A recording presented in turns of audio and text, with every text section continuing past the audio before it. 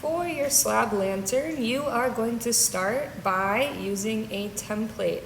So you can create your own template out of paper, or I have a few pre-made templates that you could consider using for your project. So you'll trace them onto your slab and then you will cut them out with a fettling knife. Why we want to make a template first is so that we know how each piece will fit together. Then you will, of course, score and slip your pieces together. Now, when you're using slabs, it's nice to make a bevel or a slight angle for each join or each kind of corner of your project. Notice how I'm using some green foam if I need just some extra support in holding something up. You could also ask somebody next to you to help you out.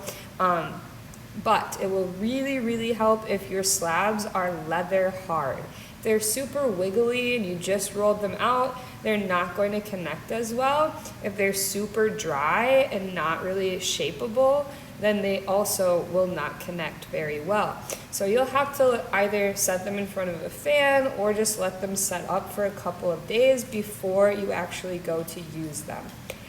Then you will use a rubber-ended tool to smooth all of your seams together on the inside. Remember to score and slip each and every piece together as well. Then make sure that the top of your project is level, unless you're doing something else that's kind of fun and funky. Then you can smooth the outside and the inside. The outside, I would use your fingers and your thumb or even a rib tool in order to smooth each of those joins together.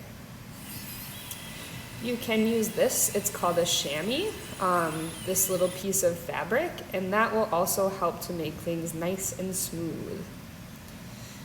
Then when you go to incise your piece, which is what it is called when you cut into clay, you can use tracing paper and a dull pencil in order to trace a design onto your leather hard clay, or you can free draw it on the surface as well.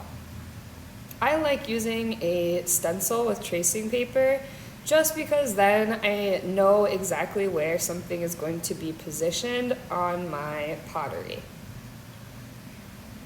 Then you can use a number of tools. My favorite is an X-Acto knife in order to cut out your design. Now, oftentimes this is not going to release itself right away, so you might have to be very careful and kind of push into your design gently in order to release it from the rest of your clay. So think of this almost like maybe you're carving a pumpkin, right? So you're cutting it out and then you're slowly kind of popping out those pieces. Remember that the goal of this is that once it's fired, you can put a light inside and then light will shine through and kind of cast some really cool shadows on the wall. Just keep in mind that the key to cutting out a design is to be very slow and careful with it. I almost accidentally cut out the wrong part of my design, but you can always fix things up too by just scoring and slipping pieces back on if you accidentally make a mistake. Just try and be very mindful as you are carving out your design, and that will really help you out for the future.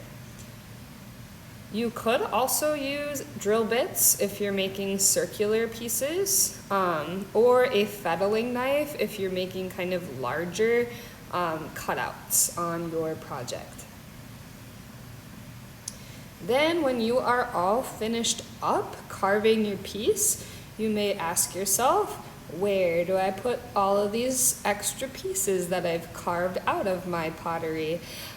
So once you've carved everything out, you'll make sure that those extra pieces go in the reclaim bin and that they don't just stay sitting on your table. So I'm taking all those pieces I carved out and I'm just dumping them right into the reclaim bin.